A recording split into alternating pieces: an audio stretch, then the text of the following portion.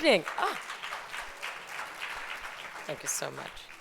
Good evening, ladies and gentlemen. My name is Pamela Rose, and I am the producers of this evening's festivities. On behalf of the Eugene and Eleanor Friends Center for the Arts here at the JCC SF, it's my great pleasure to welcome you all to the beautiful Canbar Hall for The Flip Side, musical legend Maria Muldaur in conversation with Ben Fong-Torres. Please turn off your cell phones, especially my husband, and refrain from texting. And remember, too, that we don't allow any photographs or recording devices of any time out of respect to the artists. Emergency exits are located on both sides of the auditorium and at the top of the balcony. In the rare case of an emergency, please exit through the door that you entered. Tonight's event is about 90 minutes long. There will be no intermission. I want to mention some really wonderful things that are coming up here. I don't know if this is the first time you're here at Canbar Hall or if you're regular attendees, but it's a fantastic place to hear great events. We have The Man Who Got Away, Ira, After George. Gershwin Review, directed and narrated by iconic critic and raconteur Rex Reed. And that's going to be April 13th through 15th. An Evening with Bruce Vilanch, one of the funniest men in the world, April 21st. And An Evening with Marvin Hamlish, Pulitzer Prize-winning composer, performer, and delightful human being, and that is May 6th. So, a few words about Ben Fong-Torres. Like many of you, I was an avid reader of Rolling Stone magazine in the 70s. The interviews and profiles by a young journalist named Ben Fong-Torres were especially clear and strong. If roots and rock and roll was the voice of our generation, then Ben was the voice of our generation. He continues to be a vibrant presence in music journalism. His passion for everything relating to radio is evident in his weekly datebook column, Radio Waves. Ben has written some fantastic books about Graham Parsons, about The Doors, about the Grateful Dead, and 2 anthologies of his own work, Not Fade Away and Becoming Almost Famous, are at my bedside at this moment. His latest biography on the Eagles, Taking It to the Limit, as well as a reprint of his extraordinary 1984 autobiography, The Rice Room, From Number 2 Son to Rock and Roll, have been reprinted, and Ben told me he actually brought 1 copy of The Rice Room for sale tonight.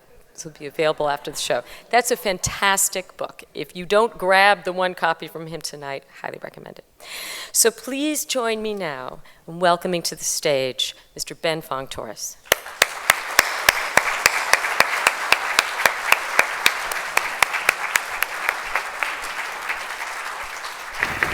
Say it loud, and there's music playing.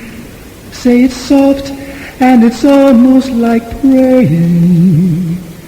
Maria, I'll never stop saying Maria. The most beautiful sound that I ever heard. Maria.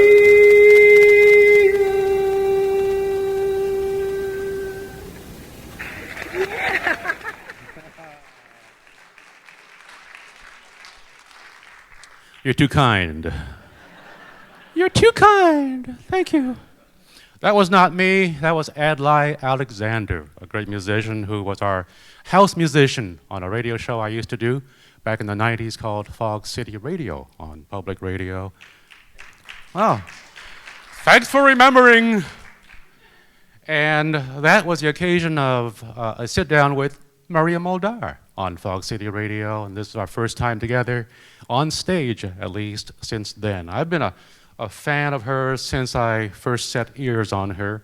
She was and is eclectic and sexy, perfect for KSAN, Jive 95, where I spent many a Sunday afternoon spinning great music like Maria's. Well, you are here partly because you already know some of her music. Tonight, we're going to get to know her story. And we'll begin with a lovely Maria Muldaur montage.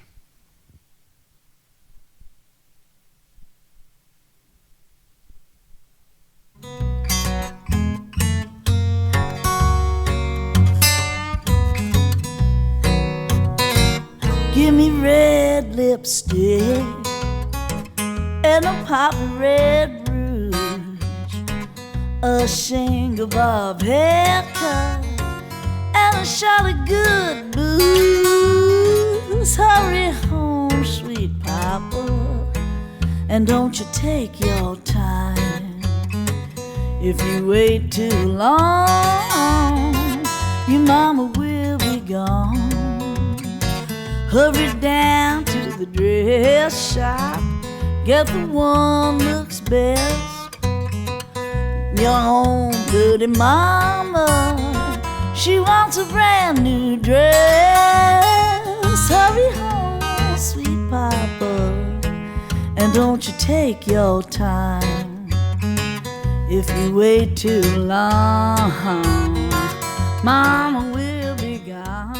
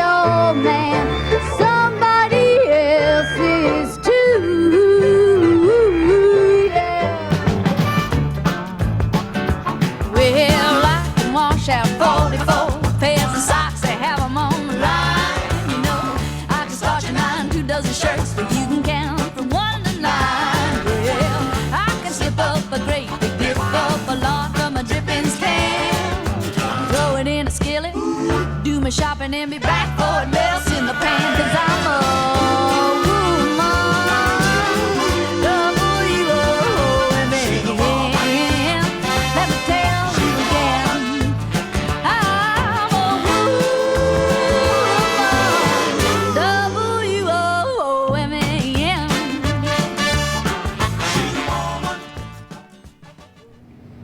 For her age, she is wise. Lord, she's got her daddy's eyes. There's gladness in her heart. She's young and she's wild.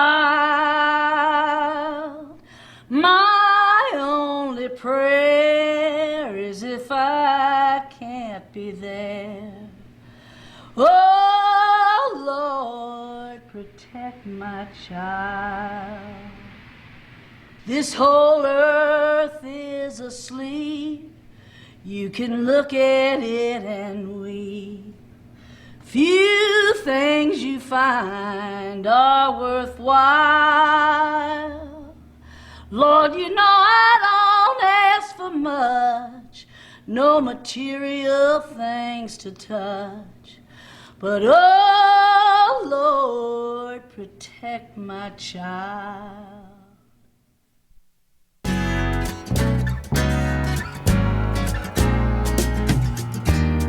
Midnight at the oasis, send your camel to bed. Shadows painting our faces, traces of romance in our heads.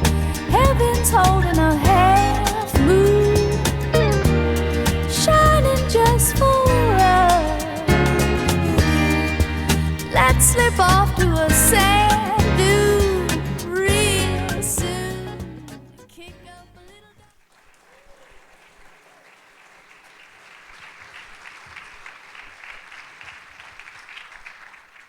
little. Ladies and gentlemen, Miss Maria Muldaur.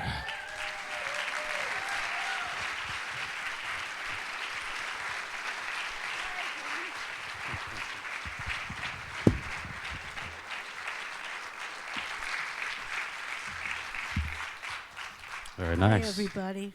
Wasn't I cute? Honest to God. You were hot, hot, hot.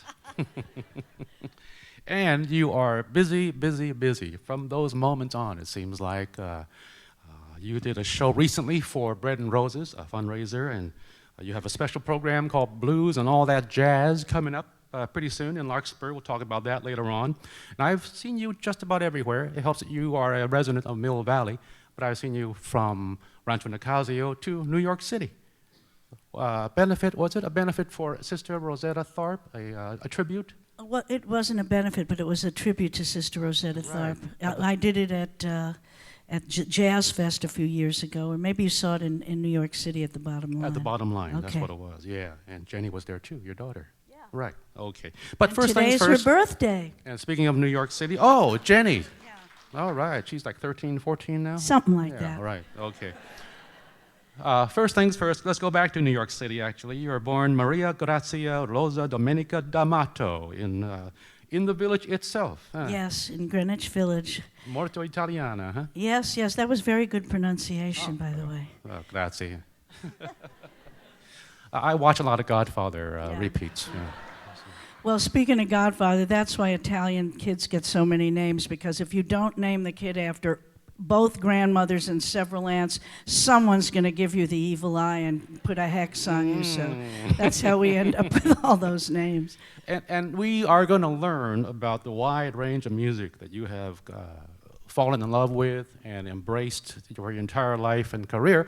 But the weird thing is, I read that one of your first loves of music was country western. That's right. Yeah, I was raised in Greenwich Village, and here I was, a little Italian girl, and my mom was determined that I was going to be exposed to nothing but the finest of classical music, which I found very dreary. There was a station, WQXR, and she'd put it on, and to a kid, that music is so ominous and gloomy, most of it. So, meanwhile, her aunt, my aunt, her baby sister, my Aunt Katie, was sabotaging all her efforts by turning me on to what she called cowboy music, which was early country and western. There was a station we could get in from New Jersey, and so at the age of 5, I was listening to Hank Williams, Hank Thompson, Hank Snow, a lot of people named Hank.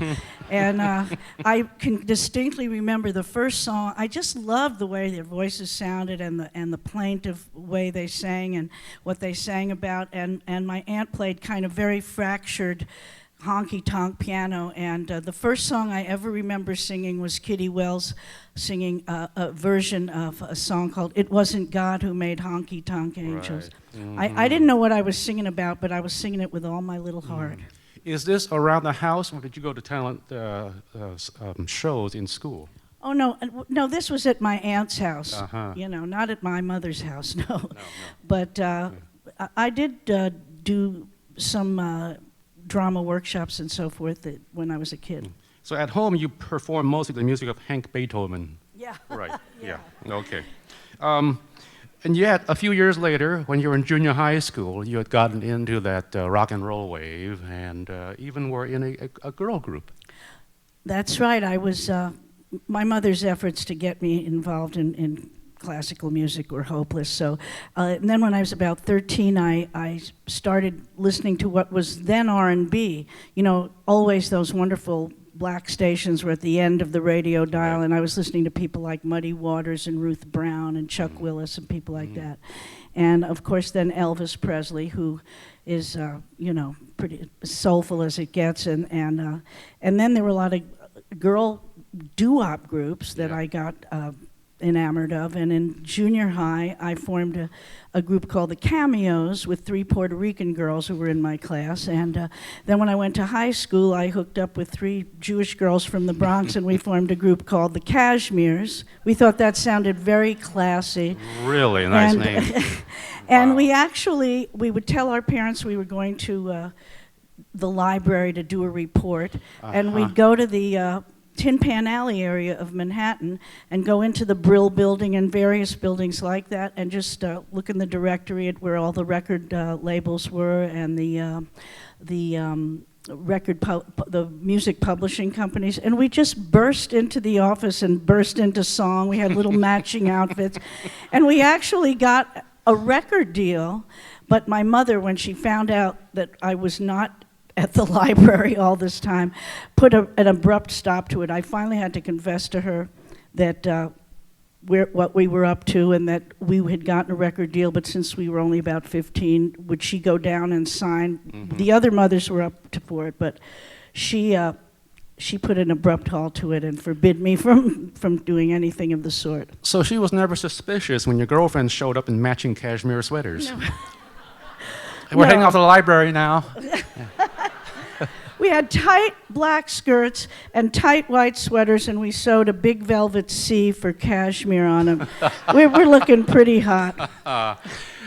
So those were your first public performances? Yeah, we would perform at, school dances and so forth. And name a couple of the songs that you would do. Well, we did a lot of songs by the Everly Brothers, and I wrote some songs.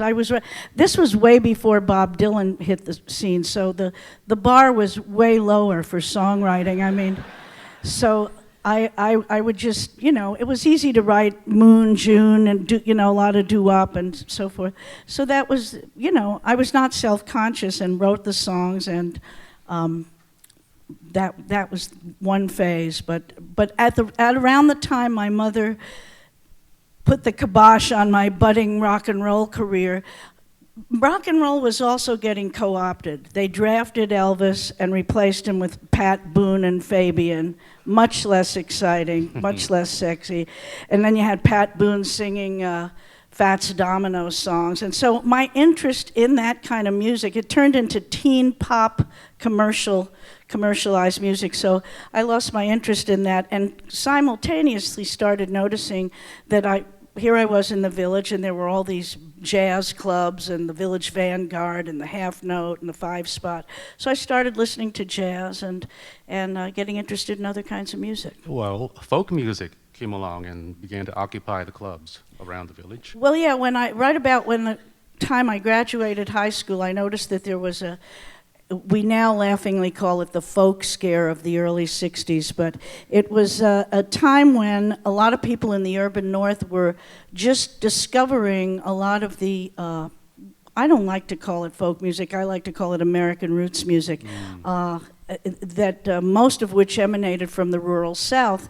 And so we were, discovering Delta blues and bluegrass and old-timey music and black gospel music, all kinds of music that was way better than what was being played on the radio at that time. So did you actually jump away from rock and roll and R&B and into the jazz and the club music you were hearing around the Village? Well, I mean, I didn't start singing or playing jazz, but when I was 17, as what often happens with young wild girls, I reached a point where my parents and I didn't get along anymore, so I ran away from home. But since I lived in the Village, which of course was the epicenter of all things hip, I didn't see much point in moving more than about 6 blocks away. I ran away, and I wanted to still finish my senior year of high school, so I got a job as a mother's helper for this family, kept going to high school, and two very interesting things happened almost simultaneously. At the end of that street, the end of Jones Street, which is where I was, there was this sandal shop, and this guy named Alan Block had a sandal shop where he actually drew a picture of your foot and then made sandals to order. And I fell in love with those sandals. They were a pair of lace-up Roman kind of sandals. And of course, I didn't have the money to buy them all at once, so he said, okay, you can pay him off at $1 a week. So every Saturday I had a little job on the side, and I would go in and give him my $1. And right around the time I'd come in with the $1, he was having a little old-timey music jam. And people like John Cohen and Mike Seeger, people that ended up being in a group called the New Lost City Ramblers, all kinds of wonderful fiddlers and banjo players and guitar players and singers would show up, mandolin players, and I just fell in love with that kind of music and decided I wanted to learn to play the fiddle. And at the house 2 blocks away from where you ran from, you also made a pretty important musical discovery. Oh yeah, that was the other thing.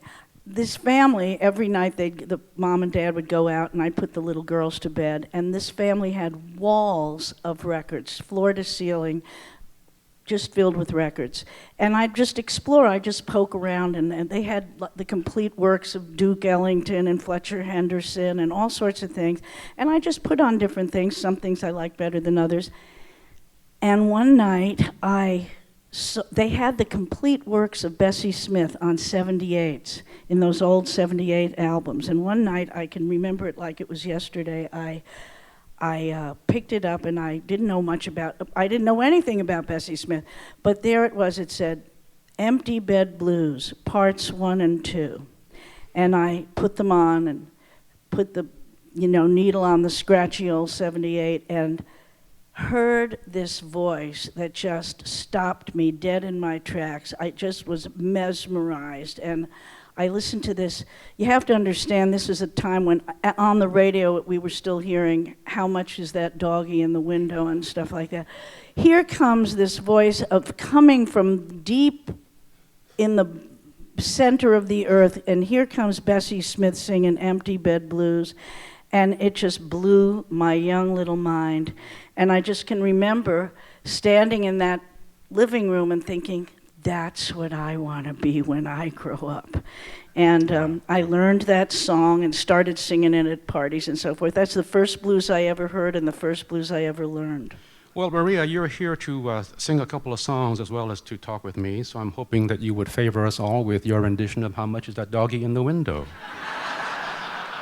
Damn, I forgot to bring the sheet music to that. Oh. In that case, we'll have to settle for Empty Bed Blues. Okay.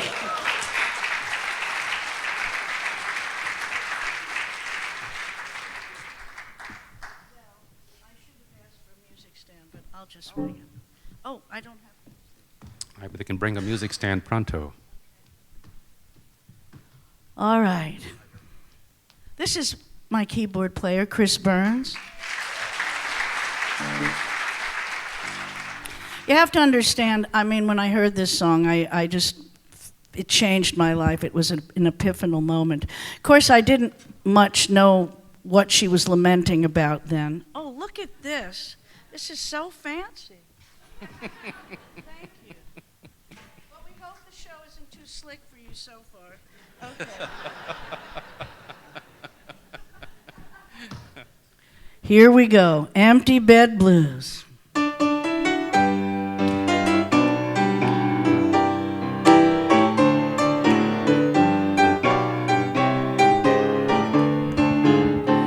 I woke up this morning with an awful aching head. I woke up this morning with an awful aching head. My new man had left me just a room and an empty bed.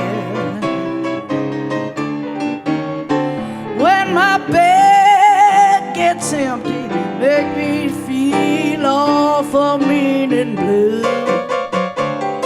Yeah. When my bed gets empty, make me feel awful mean and blue.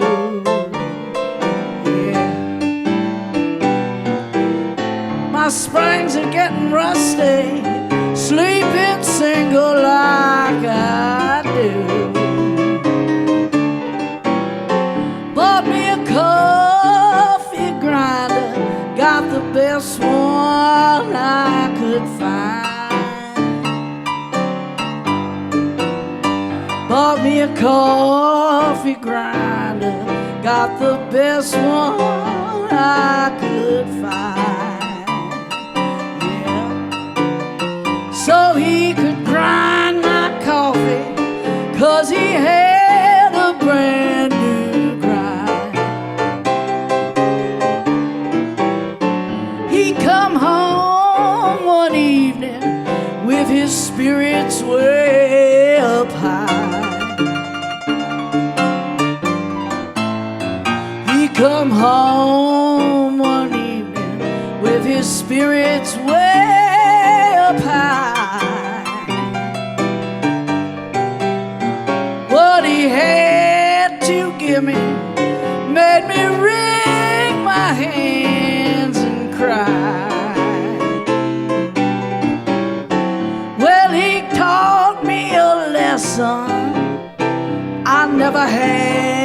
before.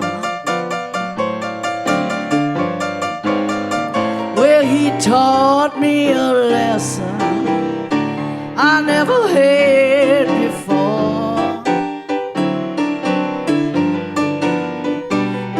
When he got through teaching me, from my elbows down was sore. He's a deep sea diver with a stroke that can't go wrong. He's a deep sea diver with a stroke that can't go wrong. And he can't touch the bottom 'cause his window's out so long. Well, he bought my first cabbage. He made it nice and hot.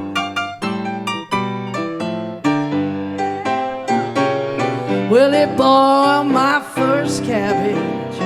He made it awful hot. When he put in the bacon, it overflowed the pot.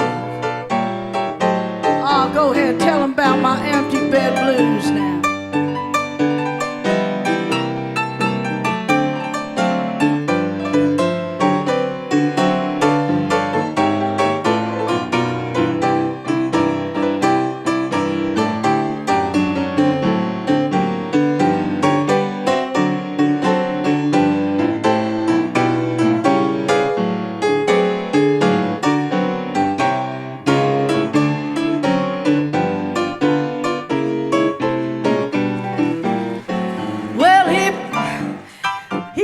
Sweet something I told my girlfriend Lou.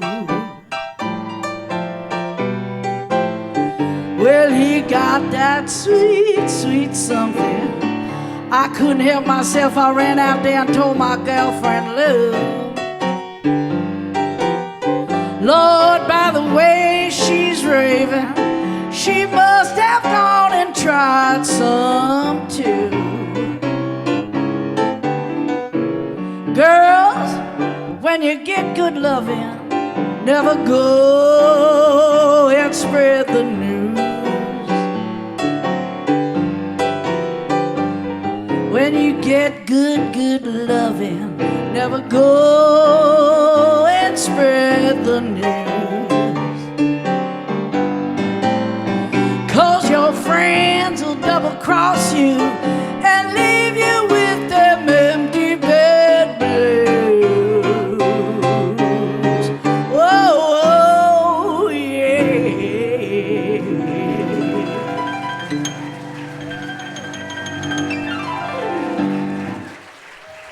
Thank you.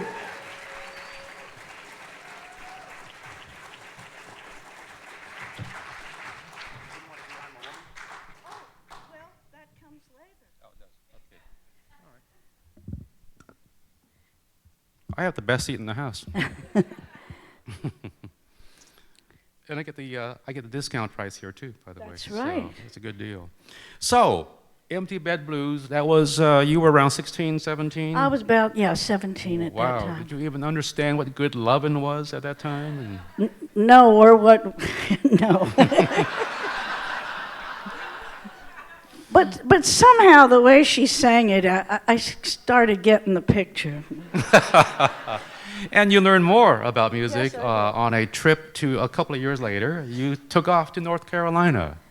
How did that happen? Well, this same group of people that would be fiddling and picking and singing over at Alan Block's sandal shop formed something called the Friends of Old Time Music. And it was just a loose group of people that were falling in love with this kind of music, and they would go to the rural South and kind of look up people that we thought were just these mystical figures that we heard on these old scratchy 78s or on the Smithsonian or Folkways collection, these Appalachian singers and players. And one of the people they brought up was Doc Watson and his family. And Doc Watson was a blind guitar player down in North Carolina, and his whole family was very musical. And they brought them up to the village, and he played a concert at my old elementary school, PS 41, and I went to the concert and just fell in love with him and the whole bunch of people that were on stage, but especially his father-in-law, who played the sweetest, most simple, just sweet, beautiful old-time fiddle in such a way that I thought, I could do that. I really wanted to do that. Later, there was a big party over at Alan Lomax's house where everybody was, including Woody Guthrie, by the way. Ramblin' Jack had gotten Woody out of the hospital and brought him to the concert, and everybody was there, the New Lost City Ramblers, Woody, the Greenbrier Boys, all kinds of people. And so I got to meet Doc and his family, and just went up to them and said how much I loved the fiddle playing, and they said, well, come on down to North Carolina and I'll teach you everything I know. So I went down there on several occasions and spent time with the family and learned to play, and it was just an amazing experience for a young Italian girl from New York City to suddenly find herself in the Appalachian Mountains surrounded by all this beautiful music. Before you picked up the fiddle, had you already played a couple of instruments in school? I played very bastardized rock and roll piano, the triad, the triplets on the, just very simple. I drove my mother crazy playing Blueberry Hill the way Fats Domino played it, but she said, for this I gave you piano lessons. But before I picked up that was my first real stab at playing an instrument. So by about 19 or 20, you no longer have to run away from home. You can just go off to North Carolina, you're off to college, but then you're back in New York, and a number of events take place that lead you to joining your first band on a label started by a woman named Victoria Spivey. Okay, well, there were groups forming all the time. Nobody really had, we were all just in it for the passion we had for the music, and the idea of actually making a recording was almost beyond our vision. But while I was in North Carolina, I came back, and every Sunday there was a mini folk festival going on in Washington Square Park. There was a big circular fountain there, and you'd walk around, you'd find some people playing bluegrass, some people playing old-timey, someone would be playing a Delta blues, there'd be some old Italian guys with an accordion and a mandolin singing old Solo Mio and various old Italian songs. And and I knew these people, and you just sit in and jam with them. And a couple of my friends from back in those days were John Sebastian and David Grisman. In fact, this is a very little known fact.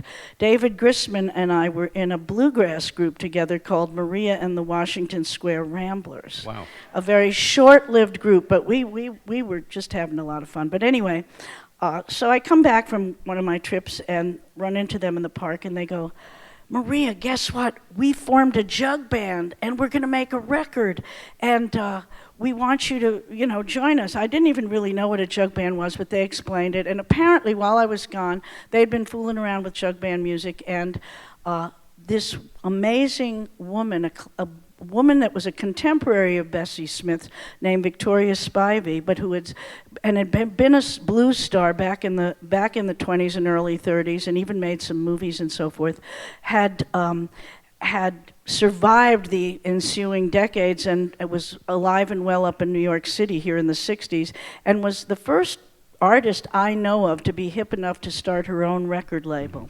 And so she would go sit around, and she'd go to all the clubs and out to the park and stuff, and scout for talent for her label. So she'd seen my friends and apparently had told them, now you boys sound real good up there, but y'all need some sex appeal up there. You have to understand, these guys were, let's just say some of them were still in high school, and some of them were, shall we say, still in their Clearasil phase. And she had, she said, why don't you get that gal I saw with the pigtails that plays the fiddle? Now, if you get her in your band, you'll really have something. So they come up to me and ask me to join and tell me, she says we need some sex appeal, so will you join the band?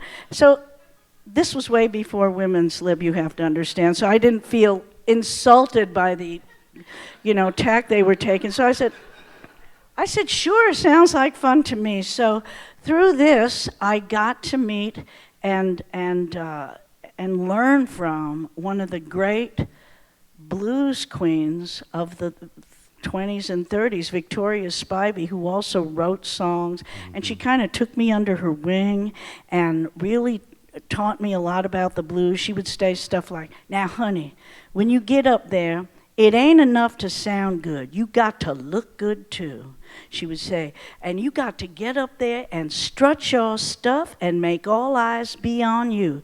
And then she'd go, that's what they call stage presence.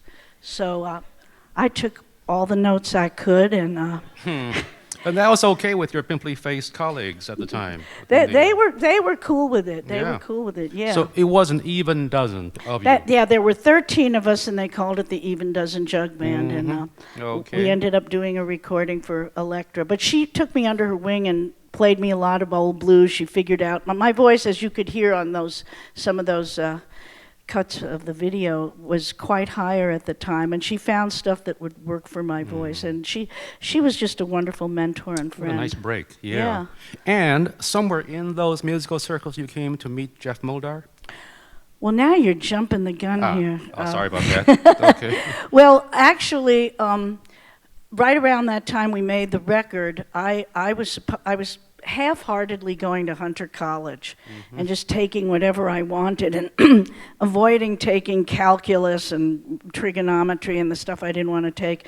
And I was about to have a comeuppance with the dean, who was noticing that I wasn't taking any of the boring requirements. And so I had an appointment to see him. And instead I stayed home and started fooling around with a tune that I had heard on a Peggy Lee album, on a Peggy Lee single called I'm a Woman, W-O-M-A-N. And she had done it in this very sparse jazz style. And I kind of just fooled around with the only 3 chords I knew on the guitar and turned it into this funky little kind of R&B tune. It was written by Lieber and Stoller. Right, who wrote R&B. Yeah. And I just sat home. The appointment time came and went. I had just gotten totally sidetracked into this little musical thing I was delving into. And by the time I realized I had missed the appointment, I just had this epiphany and said, that's it. I'm going to be a musician. The hell with college. I'm doing this full time. And so that very day, I dedicated my life to music. And I'm a Woman became kind of a theme song for you over the years? Yeah, I was always asked to play it at parties and so forth. And when I did meet Jeff Muldaur and join the Queskin Jug Band, that was one of the first songs they asked me to perform with them. Well, shall we do the obvious and ask for you to... Okay, would you like to hear do it? that number? Yeah.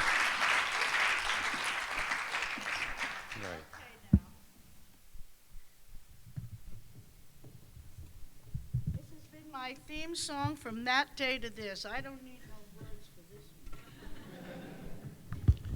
You have to understand, we always do this with a band, so here it is. The Sicilian National Instrument.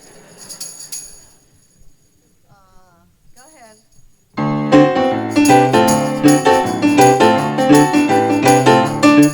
Well, I can wash out 44 pairs of socks and have them on the line. You know, I can start July 2 dozen shirts for you can count from 1 to 9. Well, I can slip up a great big, dip up a lot from a dripping can, throw it in a skillet, do my shopping and get back for it melts in the pan, 'cause I'm a woman.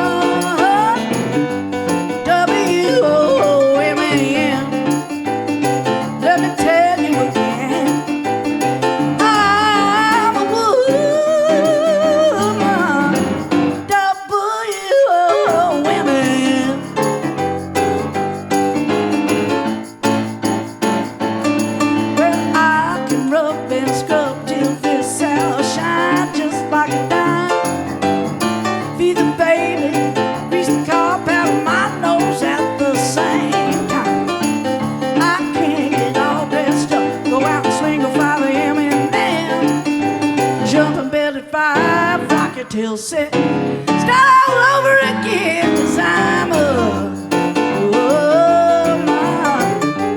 W-O-M-A-N. Let me tell you again, I'm a woman, W-O-M-A-N.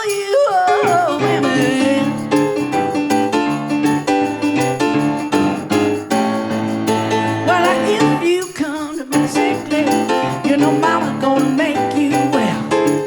And if you come to me all act up, you know mama knows how to break your spell. If you come to me hungry, I'll just feed you full of my grits. If it's loving you want, I'm gonna kiss you and give you the shivering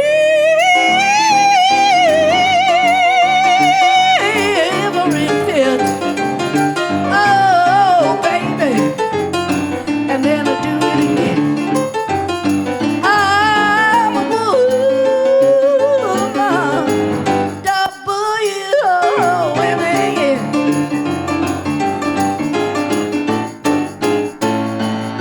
Well, if you come to me sick, nothing I can't do. I can make a dress out of a feed bag and make a man out of you, 'cause I'm a woman, W-O-M-A-N. Let me tell you again, I'm a woman, W-O-M-A-N.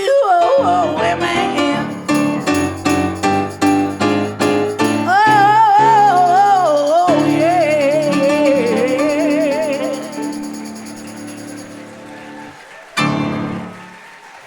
Thank you.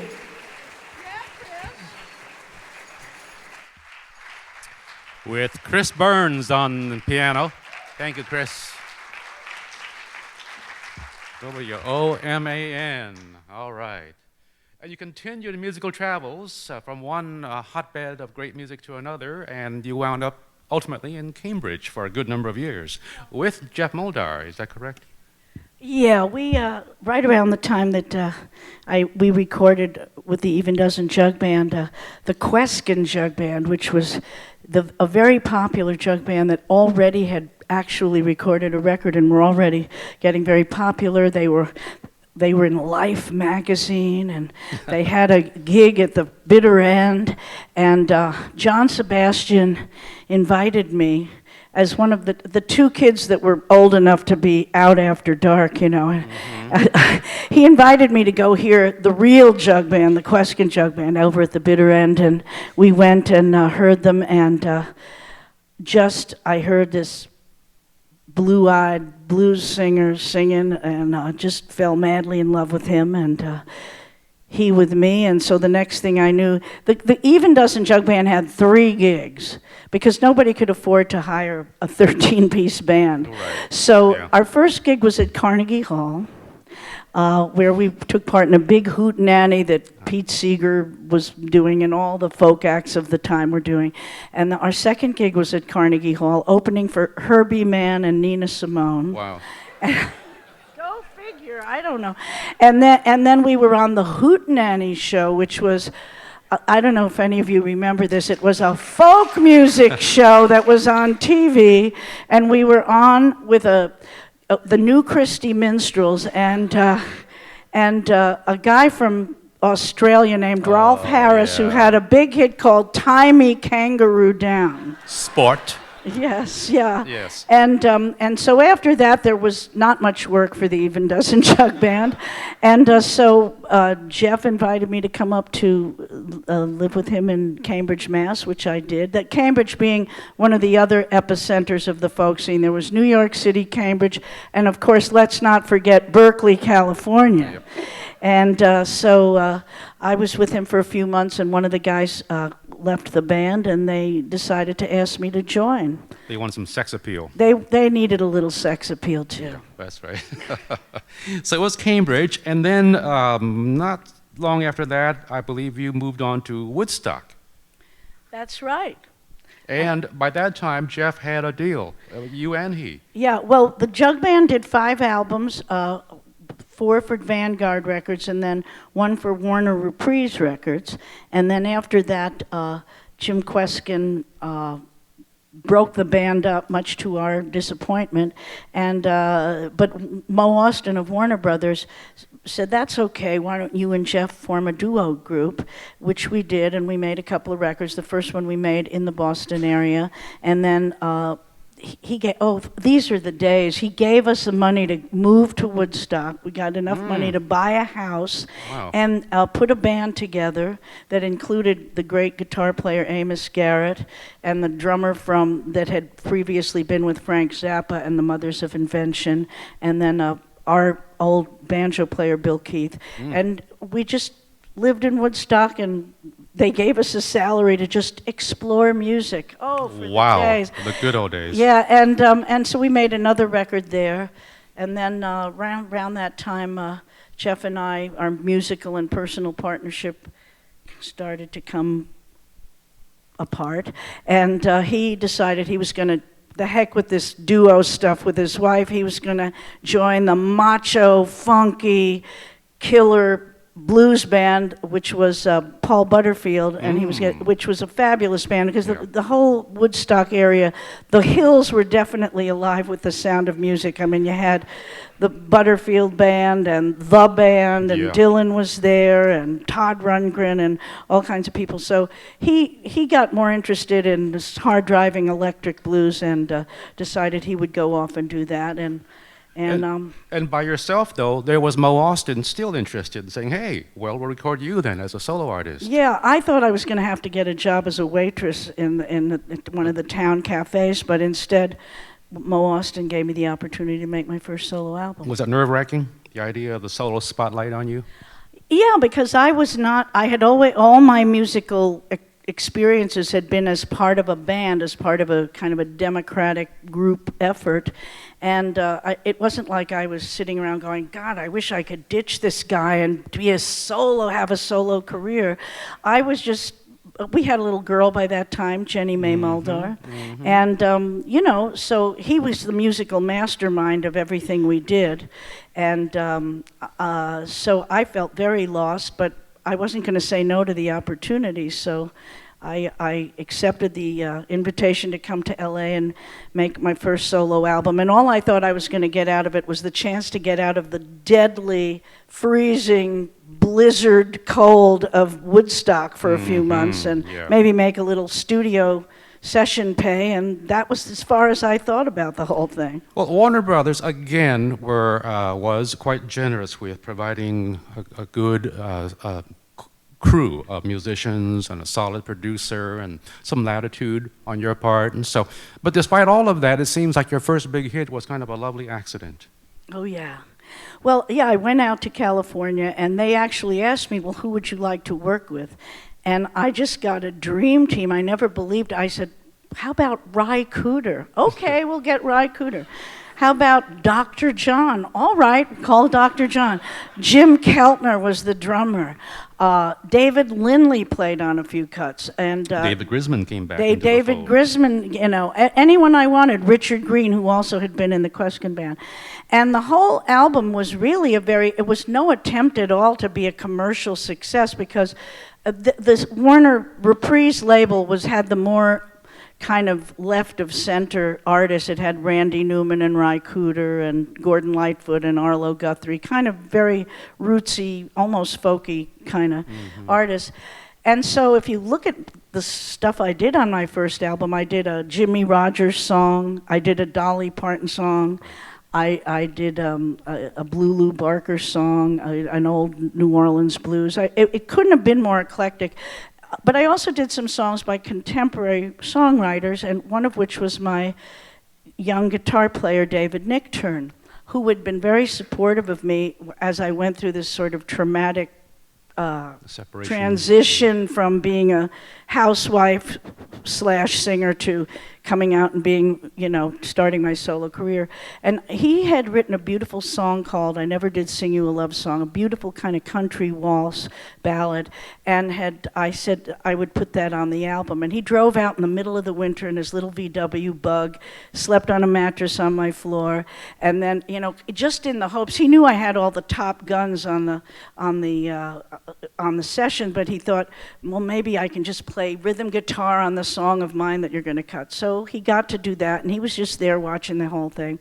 So we were almost done with the set. We had done at least 10, 11 songs, and Lenny Warnaker comes in, he's the producer, one day and says, I'm listening to the rough cuts, and there's some, I think we're in pretty good shape. We have some nice ballads, and we have some nice up-tempo songs, and he said, I think we just need one medium tempo song. Oh, another song I had done was Walkin' One and Only by Dan Hicks. And he said, if we just had one more medium tempo song, I think it would really round out the album very nicely. And David was standing right there, and I saw his little eyebrows twitching, and I thought, I felt such gratitude to him because he kept pushing me back on my 2 feet when I was going, I can't deal with this. And so, I thought of this goofy little song he had written about a year before, and I wasn't that crazy about it, but I thought, hey, David, how about Midnight at the Oasis? That's kind of medium tempo, isn't it? And he said, yes, and he whipped out his guitar and played it for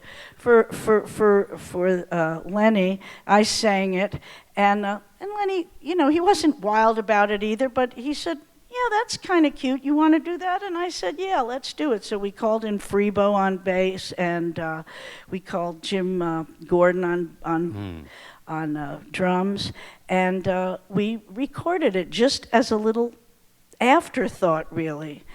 And God rewarded me for that gesture of gratitude, because when the album came out, although, again, they weren't even really looking for a hit single, that was the one of all the songs they were playing on the radio, that was the one that started rising to the top. People started requesting the most. And so they decided to make it a single. And by several months after the release, it was way up on the charts. It went gold, eventually platinum. I was on the cover of Rolling Stone.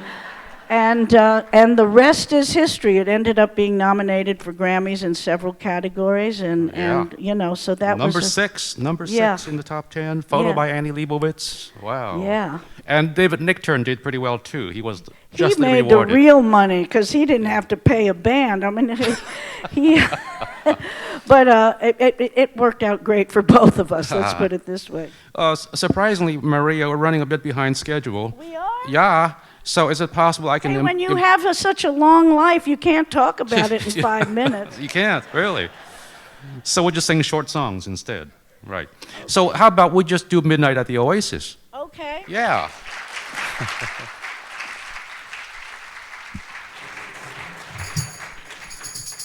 Again, without a band, I don't know, but we're going to do it anyway. Let's do it without the solo, too. We'll see. Okay, no solo. I'm going to dedicate this to David Nichtern.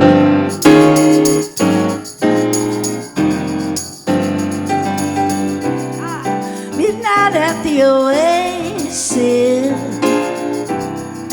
Send your camel to bed. Shadows painting our faces, traces of romance in our head. Heaven's holding a half moon, ooh, shining just right. Let's slip off to a sand dune real soon and kick up a little dust. Come on, cactus is our friend. He'll point out the way. Come on, till the evening ends, till the evening ends. You won't have to answer, baby. Whoa, whoa, whoa, you know there's no need to speak. I'll be a belly dancer, prancer, and you can be my sheep. I know your dad is a sultan, a nomad known to all, with 50 girls to attend him. They all send him and jump out his beck and call. But you won't need no harem, honey, when I'm by your side. And you won't need no camel, whoa, no, when I take you for a ride. Come on, cactus is our friend, he'll point out the way. Come on, till the evening ends, till the evening ends. Midnight at the oasis. Oh, come on, send your crazy little camel to bed. Shadows painting our faces, traces of romance in our head.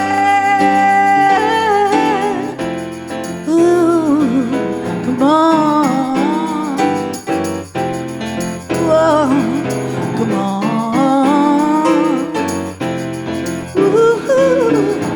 Oh yeah, come on.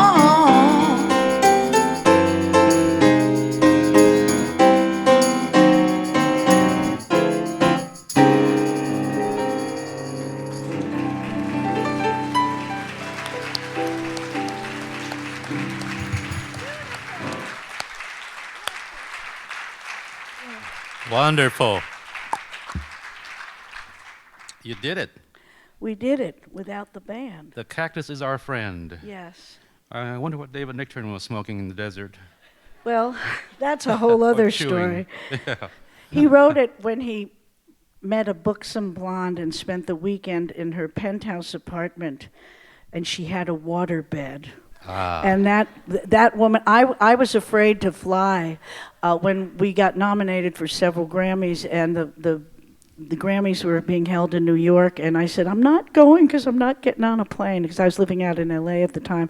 So I had told him to take that blonde, so she was his date. She deserved to, enjoy a little of... So God bless her wherever she is. So with that song, it is Entendres, and with a couple of other songs that you were doing around that time, It Ain't the Meat, It's the Motion, and Don't You Make Me High, Don't You Feel My Leg, you began to develop an image. You began as a sexy gal, but now on a corporate level, they were kind of merchandising you that way. Was it pretty organic? Were you into it? Were you pushed into it? This is an interesting thing. Well, by the way, I'm a Woman became my next biggest hit on my next album, but I recut it with Paul Butterfield and Dr. John and James Booker and all these great guys. But anyway, they called me up and said, after Midnight had been on the chart for months and months, they said, we can put another hit out. The DJs are saying that the next most requested song is Don't You Feel My Leg? And I said, okay, well, fine. And they said, but wait a minute. You want to think about this, because if we put out Don't You Feel My Leg, that's definitely going to kind of brand you as a red-hot mama, and you might not want to be thought of that way. So, innocent, pure little gal that I was, they said, think about it over the weekend. So I did, and I took this very seriously and thought, well, no, I don't. I want to be known for, for my artistry and so forth and so on. So we kind of came to a mutual decision not to put out Don't You Feel My Leg. Boy, am I sorry we didn't. When you think how people became marketed, when you think of like how Madonna and all the, how they market women artists today, it's quite remarkable that they kind of hesitated to brand me that way when it probably could have sold another gazillion albums. But that was the choice we made. And I went on to be a Red Hot Mama anyway. There you go. I think you made the right choice. And it was organic. It wasn't manufactured. Right. And you made some other choices too. You moved from Woodstock to Los Angeles for those albums, and then to Mill Valley because I think you became kind of a deadhead. Well, in that, Yeah. one of the guys playing bass on our recordings was a very handsome, soulful bass player named John Kahn, who played with Jerry Garcia in the Jerry Garcia Band, and he was Jerry Garcia's musical director and so forth. And we fell madly in love right around the time I was recording my second album. And we had a long-distance relationship for a while, and then I finally decided to come up with Jenny, and I was not really an LA kind of gal, and I loved it up here, and so I put all our stuff in a moving van and took Jenny and our dog Honey Pie and headed up to Mill Valley and never looked back, and I've been here in the San Francisco Bay Area ever since. Yay. So you've been a resident of Mill Valley since 1976. That's I right. believe it is, yeah. Okay. The Grateful Dead, of course, are so beloved for their encyclopedic love of music, really, dipping into all, just like you, Yeah. all strains of American roots music and beyond. And Jerry Garcia started. They had a jug band, and Yeah. Jerry Garcia started as Banjo. a bluegrass banjo That's player. right. That's right. And we love certain cities too, and we love American music. And two of them are among your very favorites: New Orleans and Memphis. And Memphis also, in a way, means Memphis Mini to you. And I think we're going to get right back up there to the microphone, if you don't mind. That's okay. Tell us a little bit about the song that you actually had been performing for a number of years. Yeah, Memphis Mini, for those who don't know, how many of you have ever heard of Bessie Smith? Okay. Now, how many of you before today have ever heard of Memphis Mini? A fairly hip crowd, but not as many. Well, she was I was introduced to her by Victoria Spivey. I mean, not to her personally, but to her music, and just fell in love with her. She not only sang the blues, she played bitchin' guitar and wrote over 200 of her own songs, which was quite an accomplishment back in that day. And I just loved everything about her. And this is so she was one of the precursors to rock and roll. And she, the songs she wrote were all very just wonderful songs, and I'm going to do one for you now. Cutting to the chase, called Won't You Be My Chauffeur. I got to put this one down. That's right.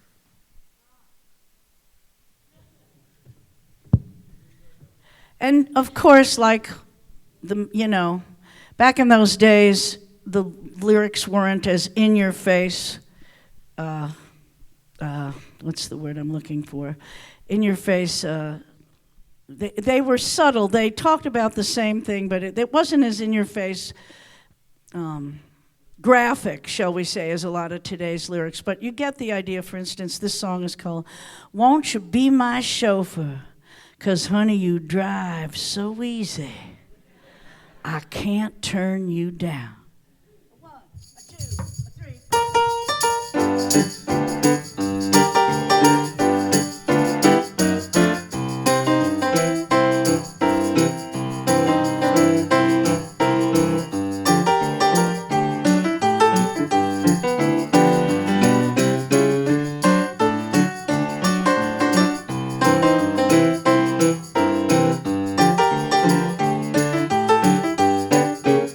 Won't you be my chauffeur? I want you to ride me. I want you to ride me downtown. Oh, baby, you ride so easy, I can't turn you down. Well, I don't want you. I don't want you to be riding these other girls, to be riding these other girls.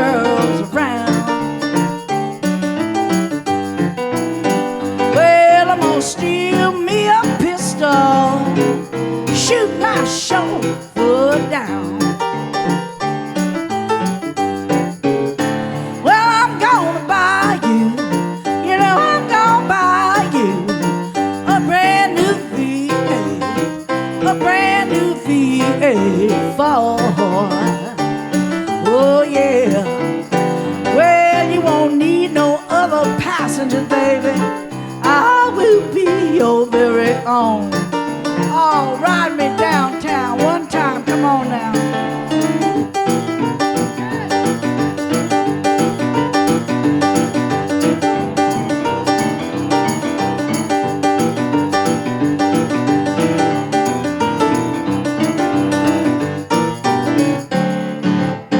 Well, I just want you to ride me round, to ride me round the world. Well, you can be my little boy. Yes, I just want to be your girl. Won't you be my chauffeur? Won't you be my chauffeur? I want you to ride me. I want you to ride me downtown. Well, honey, you ride so easy, I can't turn you down. Oh, baby, you ride so easy, I can't turn you down.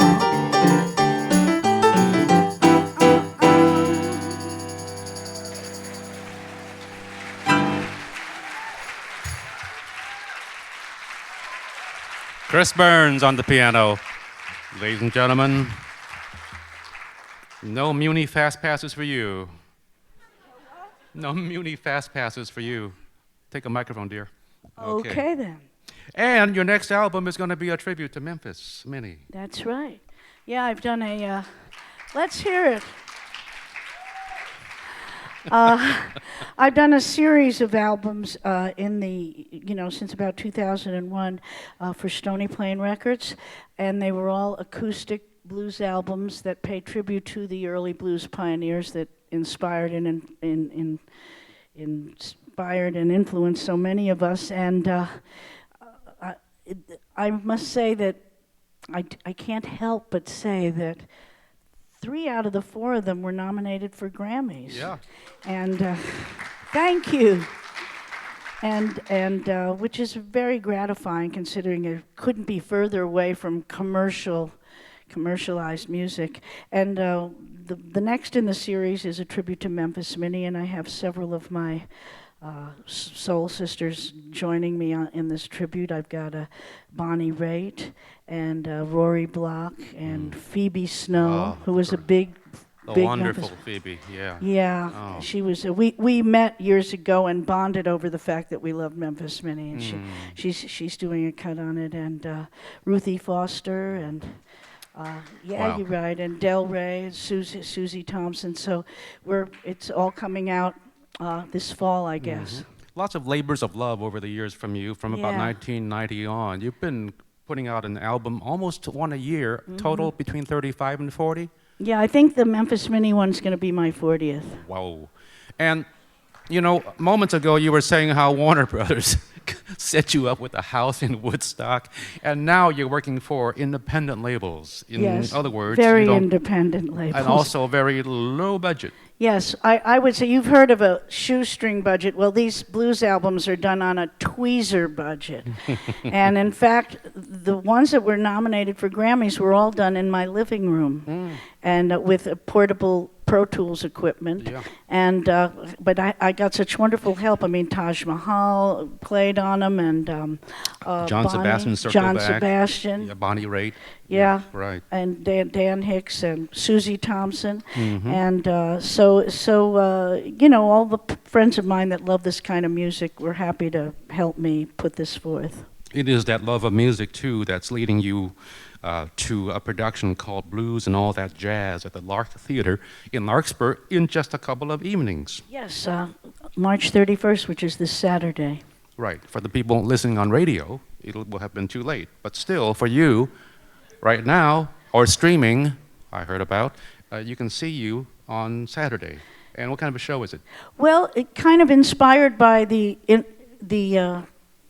invitation to come and do this talk with you.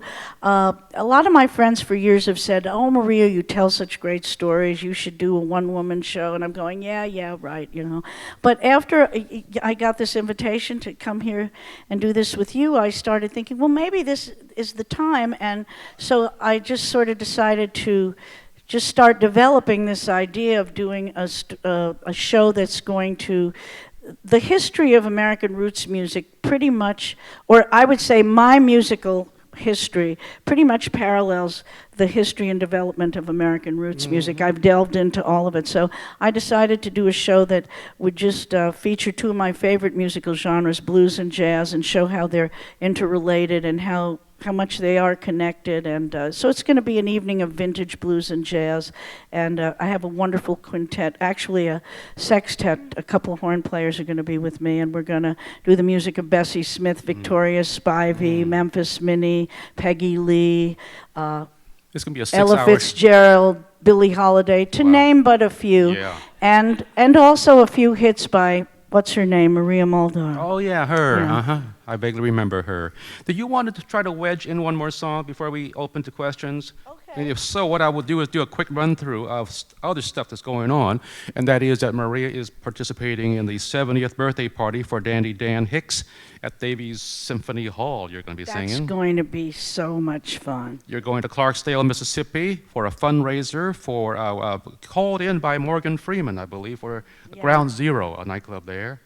And you're up for another blues award. It's now known as the Coco Taylor Award because Coco Taylor kept winning it, brushing you aside, and now you're going to win it this year. Well, I've got my hopes up. All right. Okay. The Susan Lucci Blues Awards. Yeah, yes. that's it. One of these days I got to win. You will. And now you have an album available along with several others outside in the atrium. It is called Steady Love, more of her love of New Orleans music on Stony Plain Records. And one of the songs is, oh man, one of my favorites. I used to hear Mickey Newberry performing it live, and it's by Percy Mayfield. Oh, That song. Are you up for that one? I certainly am. If we're, okay. Back you come, old Chris. Oh. Back to work.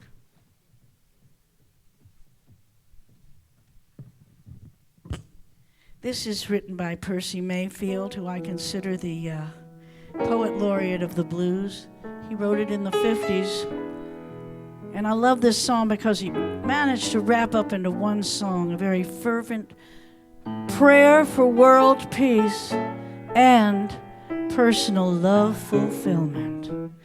And I can't think about two things I'd rather be praying about. I don't know about you folks.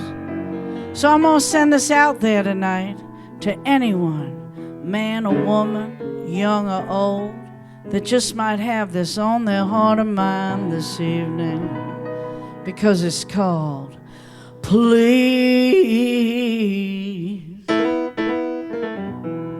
Oh Lord, please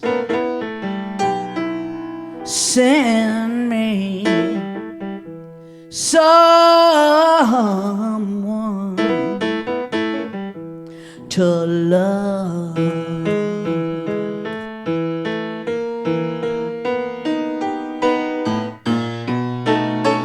Heaven, please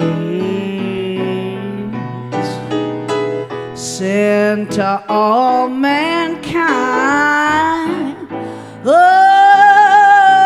understanding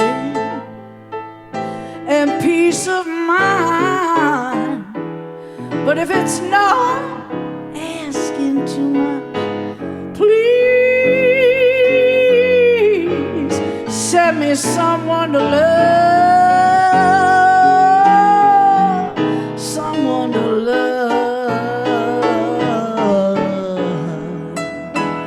Show this tired, funky old world how to get along.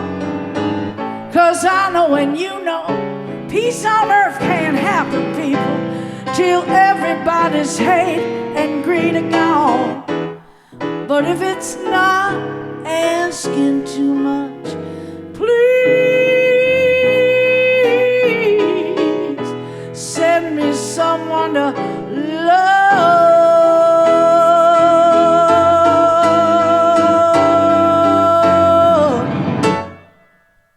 I lay awake each and every night, wondering how this world got in so much trouble. And the answer, you know the answer is always the same, that unless man learns how to put an end to all his greed, hostility, and sin, all his hate and all his violence is gonna put this world in a flame. What a shame, just because, oh Lord, just because I'm in misery.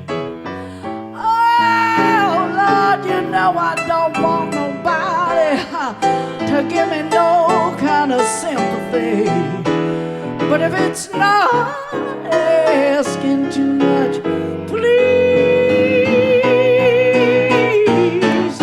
send me someone to love. Oh Lord, I'm begging you with tears in my eyes, please. I got to have me one, Lord, I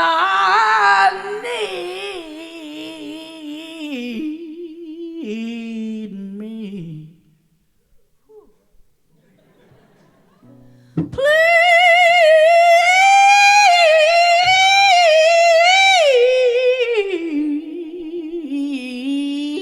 Please, won't, won't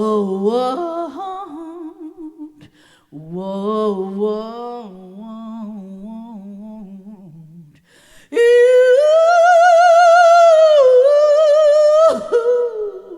send me someone to love.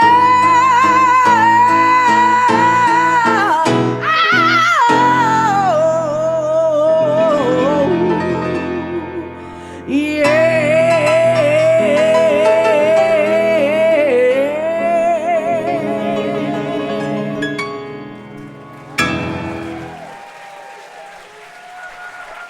Thank you.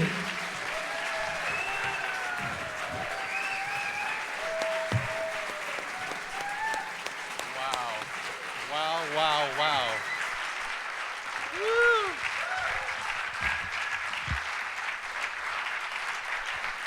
That was the short version. Ah.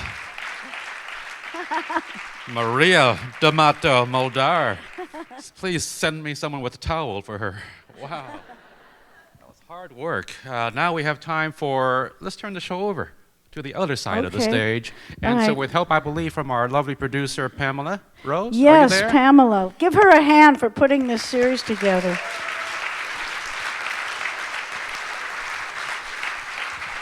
A kind of a spiritual sister of yours, actually, in putting together Yes. programs celebrating women songwriters and performers in the Wild Women of Song show. Here is our first question in the second row. Would you please sing that again? Come to the show Saturday. That's right. Or come out and buy a CD. Yeah, that's right. It's on that CD out there. So Ben over here. Hey, Ben. Hey, Maria. It's Will. Hey, Will Porter. Hey, Maria. Will. How you doing? All right. Maria, I have an album, the Newport Folk Festival on Vanguard, when you were still D'Amato, Yeah. singing Tricks Ain't Walking. Oh, yeah. What are your memories of those early folk festivals? Well, they were just amazing. And how were you on that album so young? I mean, how did that happen? Well, I was just hanging around the right time at the right place, and that's a wonderful Memphis mini song as well. Those shows were amazing. I mean, we'd be hanging out with the staple singers, Dorothy Love Coates, the Mississippi John Hurt, Skip James. I mean, all our heroes were on the shows, as well as people like Bob Dylan, Joan Baez. I mean, it was a nonstop party and just, time of musical discovery. Next question's over here. All right. A while back, you did a album called Translucency, which I thought was one of the most incredible range of styles and techniques I ever heard. And I wondered what the hell happened to it. Well, so many of those record labels been here and gone, but I'm still here. That was a label talk about a labor of love that was put together, but that label was two doctors in New York City who met at a convention and decided they loved jazz, and they put out some albums for a while. But boy, you must be a real fan if you have that one. That is deep in the obscure bin, but it is an amazing group of jazz players that played with me on it, and thanks for having that album. For those who have lost, I'm sorry, just a second. For those who have lost their early albums of yours, is there an online site or a place to go to replace those albums? Do you know? Well, that one we need to re-release, Okay. but a lot of them you can go to Amazon. A lot of them have been re-released on CDs if you don't have the vinyl anymore. Yeah. Okay. Next question, please. It's over there. Did you take voice lessons as a young girl? I'm over here. Oops, over here. Did you take voice lessons as a young girl? No, not as a young girl, and not until I was in my 40s and got asked to. Linda Ronstadt called me up and said she had done Pirates of Penzance for a year on Broadway, and then they were going to do a touring company of it, and she said, "You're going to love it. Oh, I suggested you'll be perfect for the part," and so I accepted it. And then got the libretto and the tape and realized that I had to hit high E above high C. I mean, notes only a dog could hear. And here I had been spending all my life trying to develop my lower register to sing the blues. So I took a few emergency lessons from a opera singer in Marin who had a little light opera company. And she said, "I don't really teach anymore, but it sounds like you're in trouble." So she, I came over to her house with my little cassette player and took down everything she she was teaching me and learned a bunch of vocal vocal exercises, and got to where they were rehearsing, and everybody in the company was professional opera singers, and I know they were all laying odds as to whether I'd be hitting these notes by the opening night, but I showed them. Yeah. And I still do those vocal exercises every time I'm going to perform. Those few lessons have taken me pretty far, and that's the only musical training I ever got. You went from the Great White Way to the Great White Tents of Teatro Zinzani. Oh, also. Yeah, that was big fun. That was fun. I did that a few times. Here's a question over here. Yeah, I wanted to know if your mother finally accepted what you were doing. and just a note, I'm Brooklyn to Mill Valley. Right on, right on. Well, my mother, it's funny, after how adamant she was about not getting involved with the vulgarity of rock and roll, by the time I had my hit, I sent them a gold record, which they proudly displayed in their house. And at that point, she couldn't get on the bus and go 4 blocks without somehow mentioning it to the person sitting next to her, that her daughter was Maria Muldaur, so she ended up totally embracing what I was doing and was very proud of me. Bragging about songs like "Don't You Feel My Leg." That was her favorite. Have you heard? I was once at Avery Fisher Hall with Benny Carter and a big band, and I decided, I knew my mom was there, so I said, let's not do "Don't You Feel My Leg," because, and at the end of the show, we were getting an encore. My little fat Italian mom comes right down to the front of the stage, and she's waving at me, and I go, "Ma, what is it?" She goes, "Sing Don't You Feel My Leg, you didn't sing that." So that's what we did for the encore. Mothers always know best. That's right. I think we have time for 1 or 2 last ones. Hi, Lenore. Yes. Maria, I really enjoyed the Dylan album you did, and I was wondering if you could say something about that. I did an album about 5 years ago called called what the hell was the name of it? Heart of Mine, the love songs of Bob Dylan. I was asked to do an album of Bob Dylan songs, and I decided that even though he's known as a protest singer, and that he had written some of the most beautiful and poignant and wonderful love songs. He's pretty romantic when he wants to be, and so I just collected my favorite Bob Dylan love songs and got together with a great band and put it together, and it got to #1 on the Billboard Blues charts. Hey, and your most recent album is topping the charts at Living Blues magazine. Yeah. But one quick question about Dylan. Did he ever respond to your album? Yes, he said he loved it. Hey, there you go. One last question. I don't see any more hands out. Oh, then that gives Maria more time to right sign your there's- CDs. right That's there. right. Do we have one? Okay.